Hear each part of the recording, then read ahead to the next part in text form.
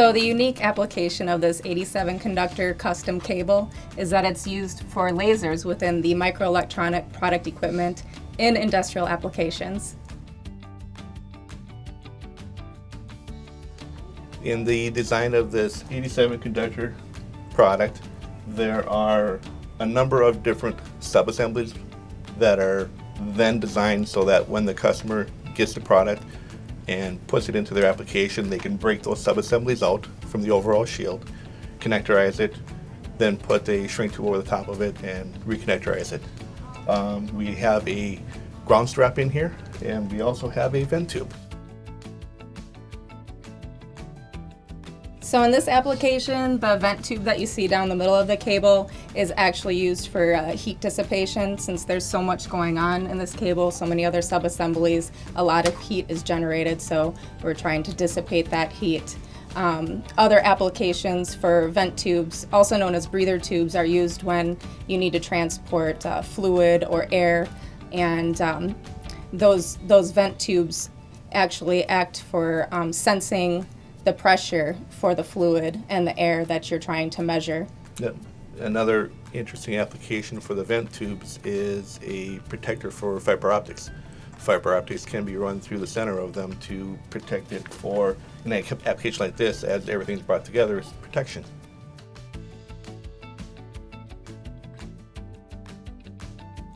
Northware offers a variety of different tubes. PTFE, PVC, rubber, nylon are just a few of them.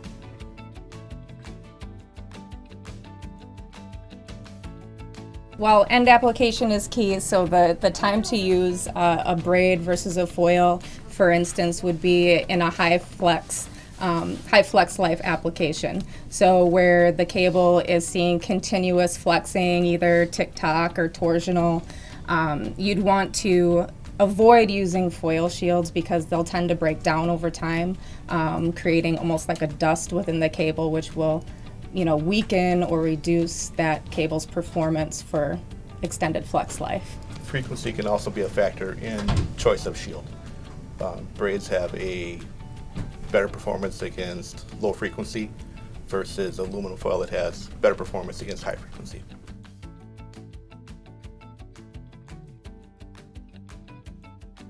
The purpose of the foil-free edge, for instance, you would want to use that when you have twisted pairs that are shielded and they need to be electrically isolated from one another. You want to avoid having a foil, for instance, that's going to fold over and touch another foil on the other pair. So you're minimizing the possibility of crosstalk between those pairs.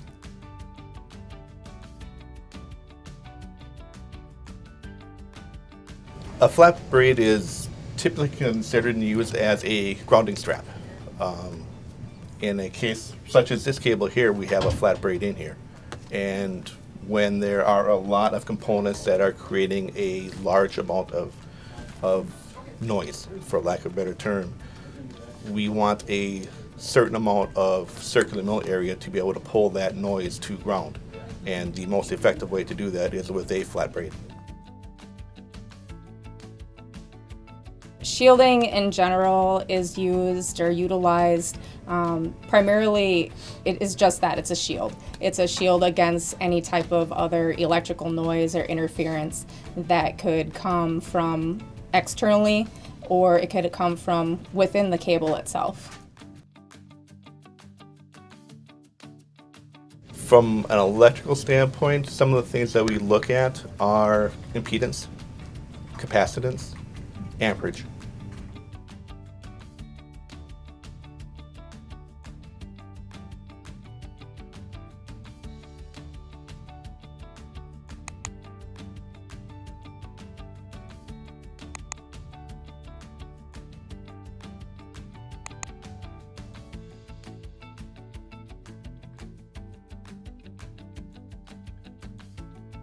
For the different cables that you mentioned, the USB, Cat5, things of that nature, USB is typically a four-conductor construction. You have a twisted pair that is at a 90 ohm impedance requirement along with two power singles.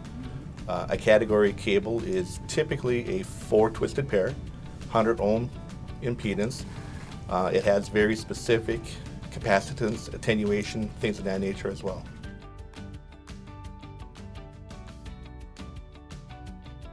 Different types of insulations and shielding are going to have a direct effect on the electrical values that you find in cables. So certain insulations have a better dielectric constant than others. So typically you're going to see like olefins or fluoropolymers being used as those insulators because they have that better dielectric constant and provide better performance and consistency. Also with the shielding, it makes a difference between if there's shielding or not, and then whether or not it's an overall shielded cable or if the pairs themselves, for instance, are shielded. That's going to have a direct effect on your electrical values as well. Yep.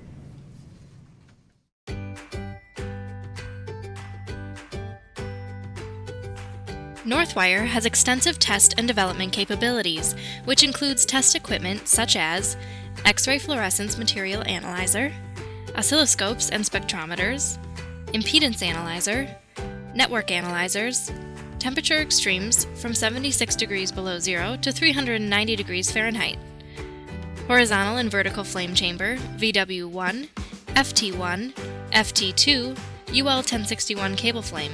Northwire also designs according to environmental standards and regulations, including RoHS 2 and REACH.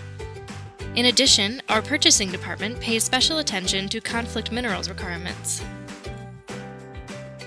FlexLife testing options include C-Track, Energy Track, torsional, rolling, variable, continuous, bending, and retractile. Northwire can conduct several mechanical tests such as cold bend and impact, crush resistance, durometer, tensile, elongation, and abrasion resistance. Electrical testing options consist of insulation resistance, propagation delay, impedance, capacitance, attenuation, and skew.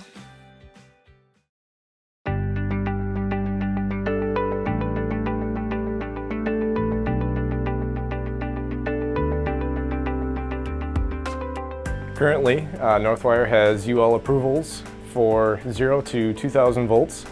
For LEMO, we are pursuing a higher voltage rating in the 20,000 and higher range.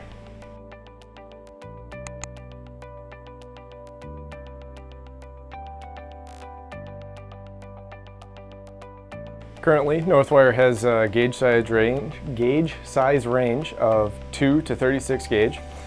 We have tin-plated copper, silver-plated copper, and of course, bare copper.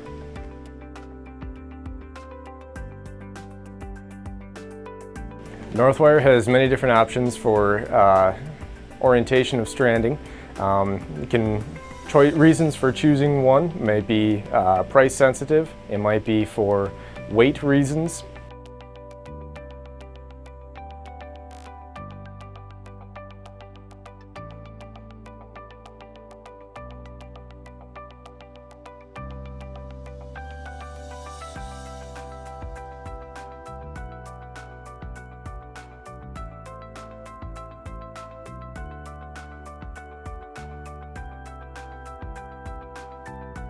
For shielding, Northwire typically uses a foil shield with a drain or a braid shield. Now, depending on your application, if you're using a high frequency, typically you'd want to use a foil shield. And if you're worried about low frequency, you'd want to use a braid shield. The best, of course, would be to use both, but for price sensitive reasons, you might want to go with just one or the other. Typically, the midpoint range is right around the 1 to 10 megahertz, where it becomes fuzzy which one is better over the other. In that range, you usually would want to go with both, depending on what you're trying to protect from.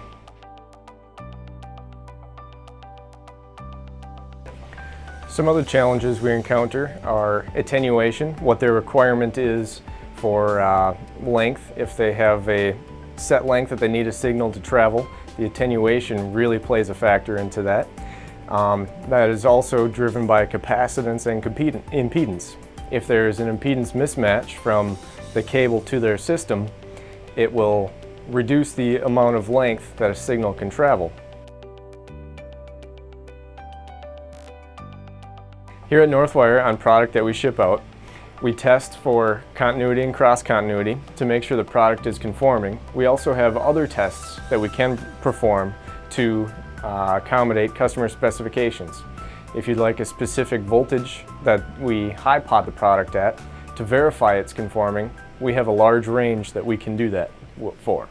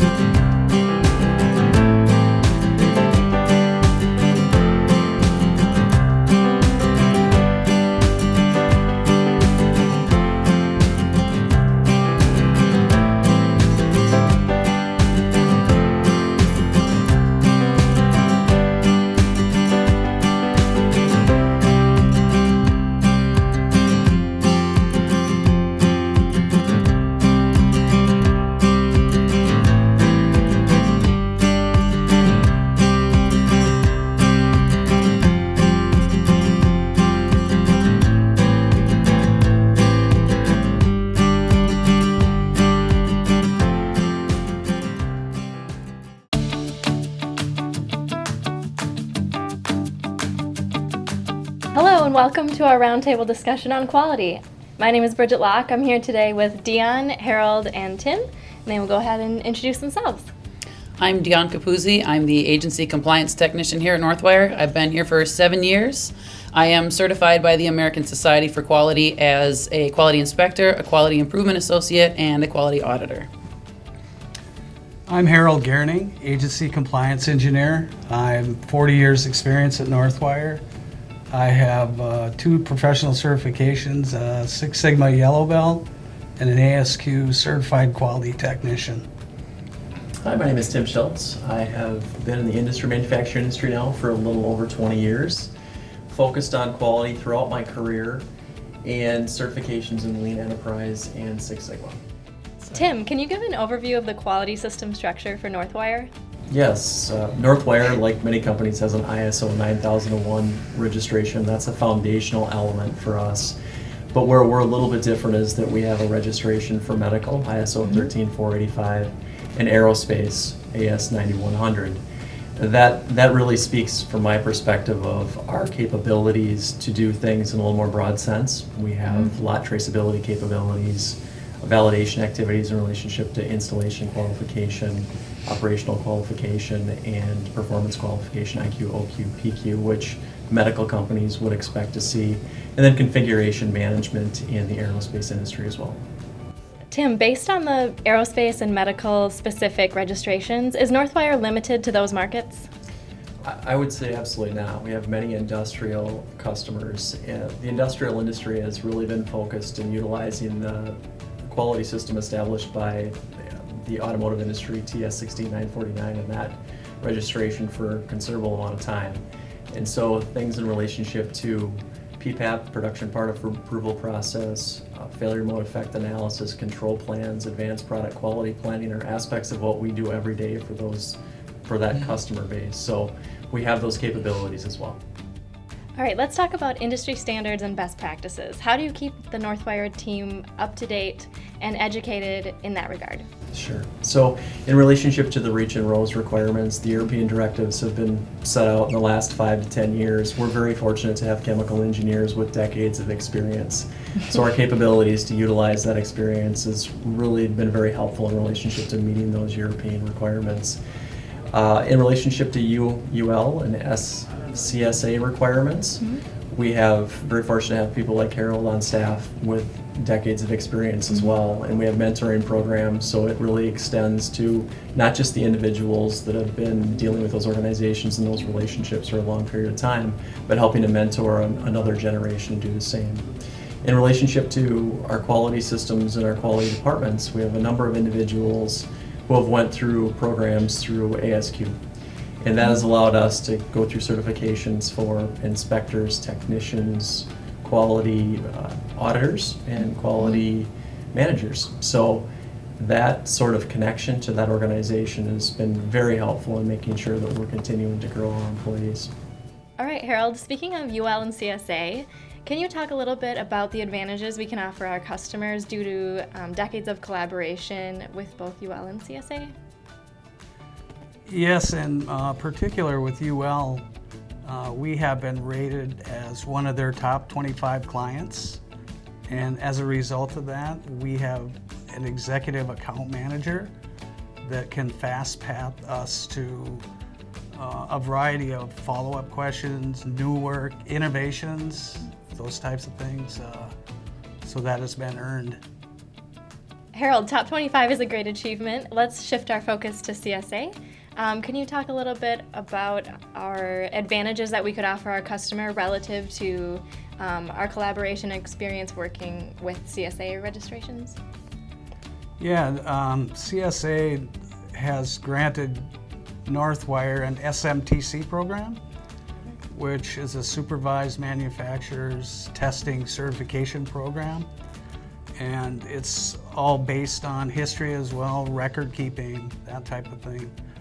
It allows us to achieve approvals very quickly, and we're also allowed to perform the testing, all the testing by ourselves. Submit the data to them, they generate certification, so things happen quickly and we save actually a lot of money.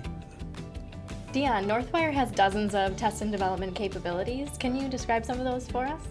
Sure. Piggybacking on what Harold said about the SMTC program that allows us to do a lot of our testing in-house, we have to go through several physical rounds of testing followed by electrical testing. And some of the unique capabilities we have here is we have an X-ray fluorescence tester, which allows us to screen for rose materials. We have crush and impact testing that we can do here up to 1,000 pounds, which allows us to rate our cables for direct burial and exposed run ratings. We do significant amounts of physical property testing as far as aging things for tensile and elongation and break strength. We have the capability in-house to do low temperature impact and cold bend testing down to negative 60 degrees Celsius. We got deformation testing, which allows us to find out how supple materials can be under a certain amount of heat and pressure. We also do heat shock testing, which basically helps determine how strong a jacket can be for retractile applications, which is really important for us. And following the physical testing, a lot of the electricals we do are things like insulation resistance, impedance, capacitance, attenuation, skew. We do propagation delay, dielectric withstand. Dion, we had the opportunity to witness the flame tester earlier. Can you tell us a little bit about the types of testing we can do with that machine? Certainly. We can do all of the small scale flame testing that is required in UL 1581 and 2556, which includes VW1, FT1, FT2, the horizontal flame test, and the 1061, which is an appliance wire flame test, which is the most stringent of all the small scale flame tests. And we have recently developed materials that are highly resistant to flame and won't propagate further once the burner is removed, as I believe we saw at the flame chamber earlier. So, perfect. A special thanks to Dion, Harold, and Tim for being here today. For further information on our agency certifications and our test and development capabilities, check out our website.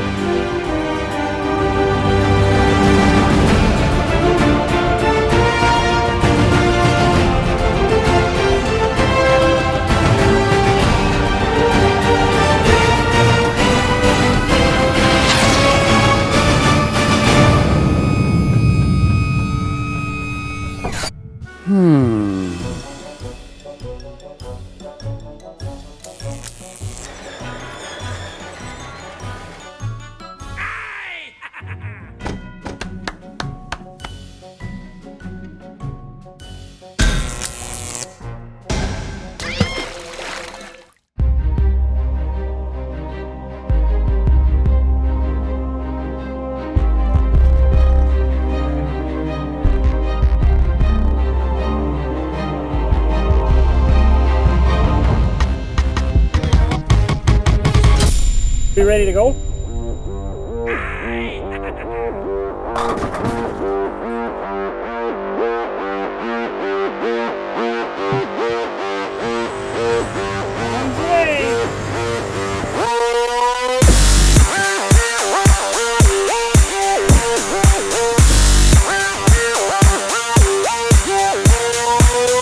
No problem.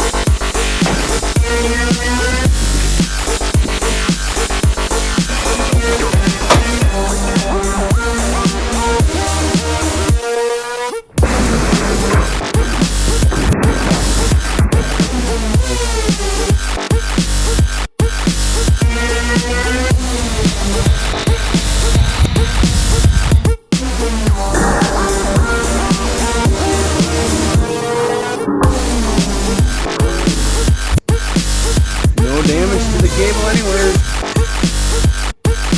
It's on. We're good.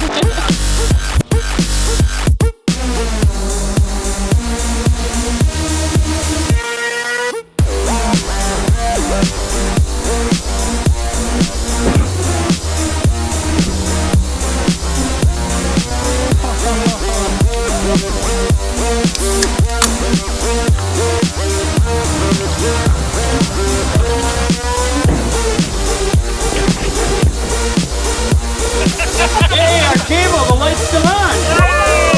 That's right.